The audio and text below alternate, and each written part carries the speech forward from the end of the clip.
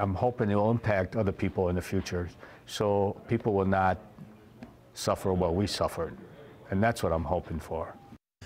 A father who lost his son to a powerful addiction hopes a new mission will end painkiller abuse once and for all. Hydrocodone is one of the most addictive painkillers on the market. And tonight, a greater push is underway to tighten control of this very powerful drug.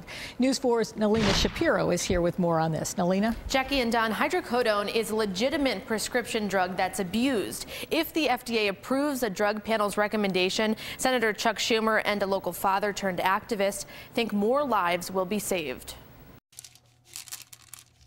Pretty soon, it may be more difficult to get a large and frequent amount of popular painkillers like hydrocodone from your doctor. It's a huge accomplishment for everybody, for the community. Hydrocodone, as Avi Israel and so many other Buffalo families can tell you, can be devastating for our kids. Avi Israel, whose son Michael took his own life after battling prescription drug abuse, just got back from Washington, D.C.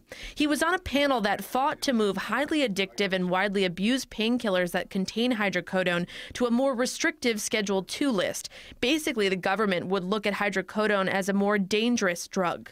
This in itself, being a Schedule II, will make doctors more aware of prescribing, will not prescribe it as often, will not prescribe it in large quantities. Right now, patients who take hydrocodone can get refills for 6 months. If the FDA approves the change, you won't be able to get refills.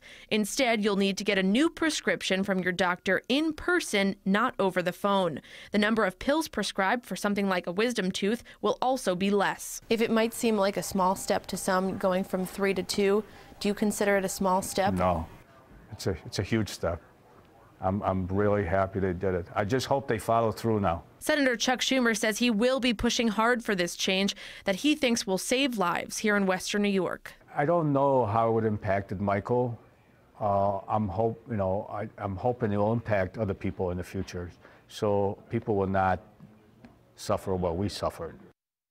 So now we will obviously be keeping an eye on the FDA and let you know if this change really becomes a reality, Don and Jackie. Well, Nalina, what about the elderly who are in long-term use? Right now, all they do is pick up the phone and call their doctor. Right. Well, Don, it may literally become more of a pain in the neck for people to get their medications.